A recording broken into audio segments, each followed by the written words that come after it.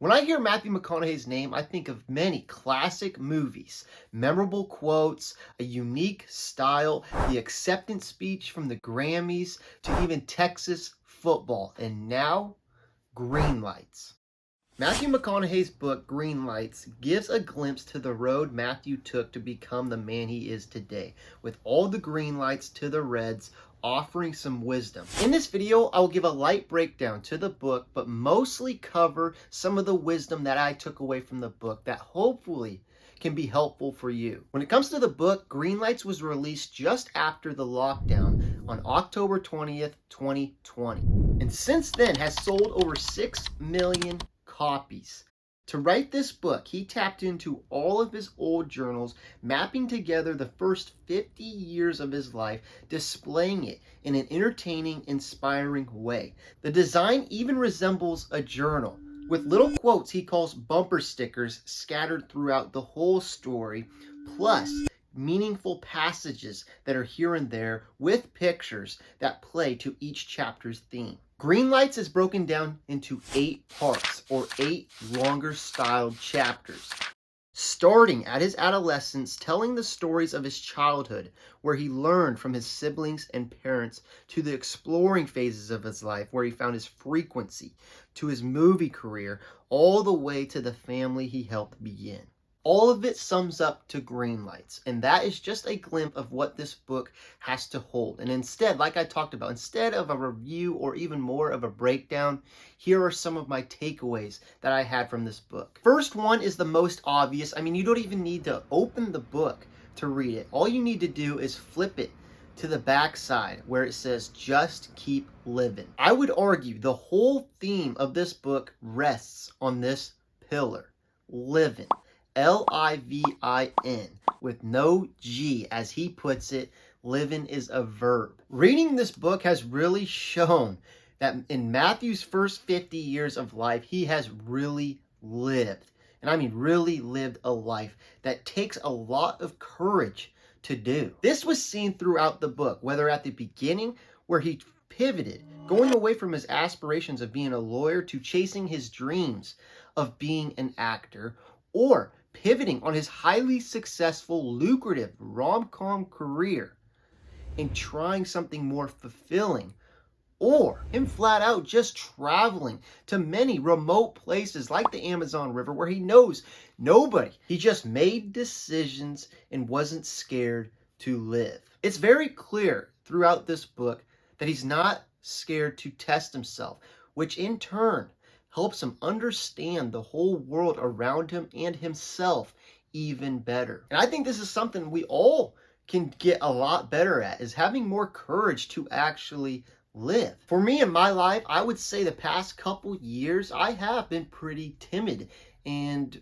letting fear control certain aspects of my life. When it comes to trying to find what I want to do for the rest of my life, for a career, right now, I've kind of made the decision and narrowed down to becoming a physical therapist, which is something I've been looking at for the past couple years, but I've always been timid, like I said, looking at all the pathways, different avenues, just the cons of the cost of schooling and the problems that may arise trying to go down this path. The truth is, I'm just overthinking it. And like everyone, I just need to make a decision. And that's what I've done now going forward. Go with the decision, challenge the problems that arise, try to solve them, pivot if you have to, and just make a decision and live. Like this story has shown, or Matthew's story shows, making decisions, living your life helps you understand your world a lot better and yourself and your wants. We all got to get out of our heads more and just live. And that is a big takeaway that I had from this book. And then when you do live, reflect and journal it. That was another part of this book. I mean, literally, this book resembles a journal in its style, and Matthew had to accumulate all of his past journals over, I think, 42 years worth of journals to make this book.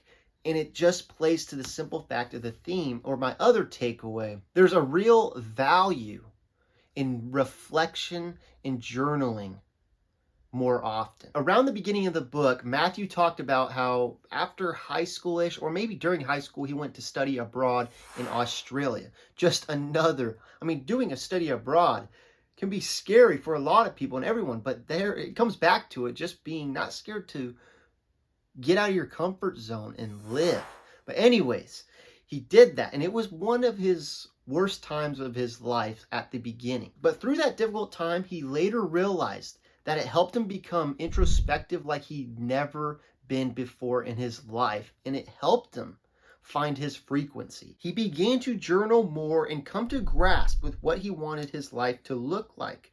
Those journals then were utilized in the future, not only for this book, but with him in many of his difficult times. There's really something to that, and just after reading this, it made me want to journal more often, because I journal every now and then, but not as frequently as I would want to. Because look, one of the biggest lessons I keep learning every day is life can tick very fast, and it can become disorienting, or in a way just pass you by. But I think allowing time to journal is one way that can help slow it down somehow and help rebalance yourself. It allows you to look at previous ways of thinking, to track your progress, to set some goals, to write down what's going on, to help you remember some important things, and to really just navigate a little bit better. And most importantly, just helps you to sit down and break down your life a little bit, finding what makes you tick, finding what matters most to you and what you want to stand on. That was my last takeaway from this book, the importance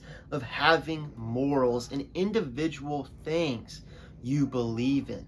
In the beginning of the book, one of the first chapters is called Outlaw Logic, and this was really about his family and his parents instilling and engraving a set of ideas and ideals and morals on his siblings and himself that all were just perfect, but they were unique to him and his family, and one that he stood on and believed in and tried to stand with. One of them that I think everyone would pretty much agree on is that lying would get you in more trouble than doing something bad if you tried to cover up your tracks. If they did that, it was very, very bad. And I think that's something everyone would agree on, like I said. But the point is, they had individual ones where maybe everyone wouldn't agree on them, but at least they had them, and there were something to them that they stood on, and I think that's very important to have. As I've gotten older, I've started to realize that over the years, I haven't really, written them down that much or really thought about what I really want to stand on till very recently, or took that much time to really think about the ones my parents instilled in me and the ones I really want to keep pushing forward. But I think it's highly important to recognize them and to write them down in some way, or just to look over them often so you can be reminded when you steer off a little bit, or to rebalance yourself. Because I know for me, and like many others, we fail them all the time. But it's getting back to them and just being reminded of them helps you chase something, helps you stand on something and try to be better. I truly do believe that giving yourself some pillars to really believe in and some morals will help you in your life and help you push you forward into the future. Anyways, that's all I wanted to touch on with this book. It's a great read, great entertaining read. Matthew tells it in his style. So if you want to check it out, if you haven't, go ahead. I highly recommend it. Thank you for watching, and I hope this video was helpful in some way. Peace.